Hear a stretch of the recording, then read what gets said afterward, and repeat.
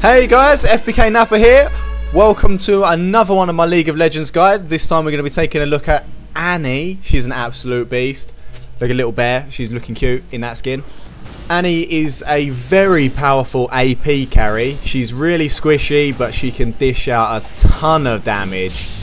So let's get straight into it and take a look at some of her abilities. First up we have Pyromania, Annie's passive. After casting 5 spells, the next spell you cast is a stun. This is pretty much Annie's bread and butter for initiating ganks. You charge up your stun, run into the enemy, drop Tibbers or drop your Disintegrate.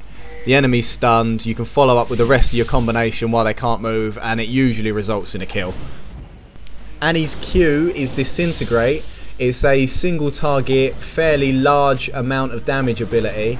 It also returns the mana if the target is killed by a Disintegrate, making this a really good spell for Annie getting last hits. So you should be getting pretty much every last hit with Annie. It's on a really short cooldown. It refunds the mana, so it costs nothing to use it to get the last hits. And it's because Annie's auto attack is really quite weak, so last hitting with Annie's auto attack can be quite difficult. But this spell makes it so easy to get all the last hits on Annie. Annie's W is Incinerate. This is a cone area of her effect, so everyone inside the cone takes a fairly large amount of damage. This can do a ton of damage late game. If you've got ability power, it takes 75% of your total ability power. It's quite a nice ratio. And this also works with stun. So if you've got your stun up and you use an AoE ability, area of effect ability, everyone that gets hit by the ability will be stunned. It's not just a single target stun anymore. Annie's E, to be honest I don't use Annie's E that much. It places a shield around Annie, increasing your armor and magic resist and dealing damage to anyone who attacks you. To be honest, if you're getting attacked on Annie, the shield isn't going to do a lot, and the damage returned isn't going to be enough to make a difference. Mostly use this ability to help charging up the stun. So if you're like one stack away from having a stun, you can pop Molten Shield, which counts towards the stun, and then your next ability is a stun. So that's pretty much, it's not a useless ability, but it's really not one of her more useful abilities. I usually end up leveling this one last. When we come to Annie's ultimate, oh, Tibbers! Annie releases her toy bear from his prison, dealing a fairly large, well, a very large amount of damage to everyone in the summon area, and Tibbers attacks everyone around him, and Tibbers also has an AoE damage to everyone he just stands next to. Because he's on fire, he burns everyone around him.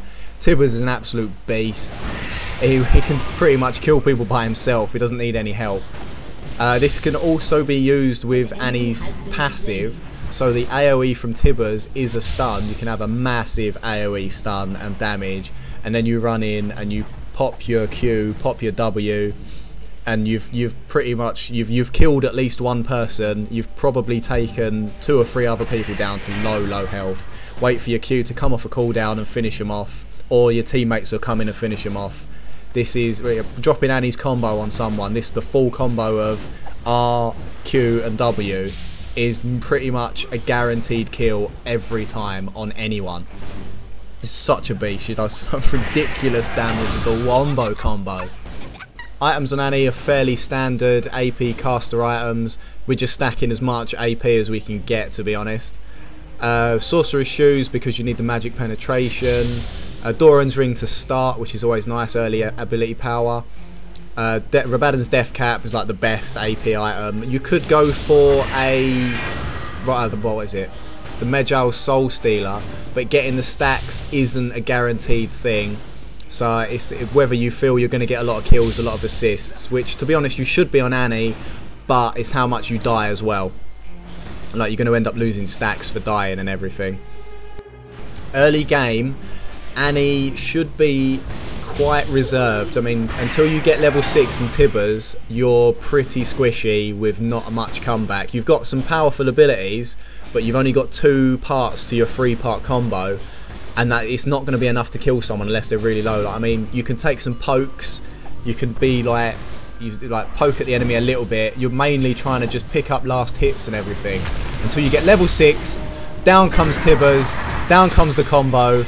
Goodbye, Swain. And that's the epic wombo combo.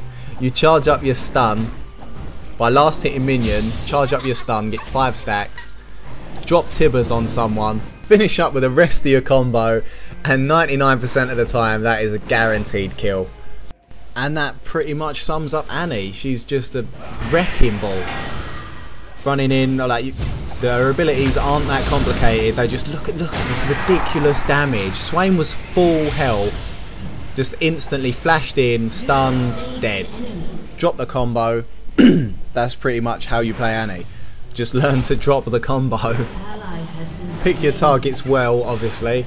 You don't want to be dropping a combo on a 3.5k health Garen or a Rammus that's in Powerball or whatever. You're not going to kill them. It's a waste of time. You want to pick out the squishies, try and get in close to the squishies, drop a combo, stun them so the rest of your team can come in, or try and stun everyone so the rest of your team can come in and clear up, because you're probably gonna pick up 1 kill because of your Q, but your R and your W still do a massive amount of damage to everyone in the area.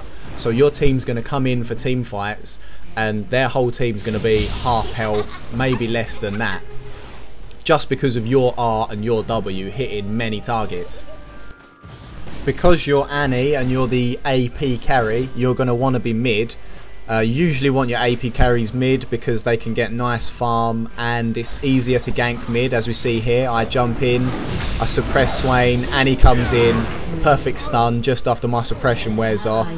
Swain didn't stand a chance. And it's just really good it's good to have mid lane because you're going to get ganks more often from your jungler, if you've got a jungler, of course. But Annie is going to get quite a lot of kills mid anyway, just naturally because of her stun and because of the ridiculous power she's got.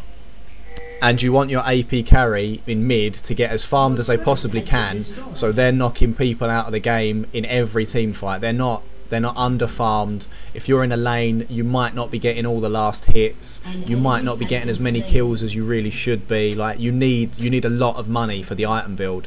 You need a lot of ability power to be useful to the team. That's why you should always let the AP carry go mid. Take a look at Annie's capacity in more of a team fight situation. Your goal in a team fight is pretty much to just choose one enemy and just decimate that enemy so they're instantly dead. Then it's turned a 2-on-3 into a 3-on-1. This is, you just pick out a target and destroy that target, run away, wait for your cooldowns to come back up again, and then go in and do the same thing to another target, just in and out, pop in, just kill a target, come out, drop everything, kill a target, come out, just rinse and repeat that cycle. Because Annie's, she's not got any sustained damage. It's all about what abilities she can just drop the combo and come out, reset, drop the combo again on someone else, and it's just going to kill people every time. It's like your ability to turn a 5v5 into a 5v4 instantly means so much to a team. So if you position correctly and you get into the back of their squishies, like, and you can just drop the combo, drop Tibbers, drop everyone, you've instantly killed one of their carries, which is one of their main sources of damage that's not coming towards the rest of your team. Your team's going to win the team fight 4-on-5 every time. Well, as long as they're not retarded. But there's really nothing you can do about that. If you're doing everything right, you can't help the team. We'll have one more example of Annie's just decimation of the enemy team. I think you guys get the picture now. It's just all about dropping the combo. We just take a look and see the ridiculous damage he puts out on Swain. Just bang. Insta kill on Swain. Rammus picks up the kill. Rammus picks up the double kill with his ulti. That's going to happen a fair amount of the time.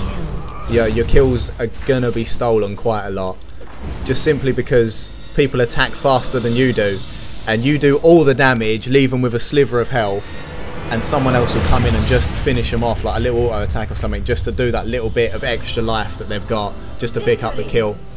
It happens, it's gonna happen. You get over it really. You're gonna get loads of assists anyway.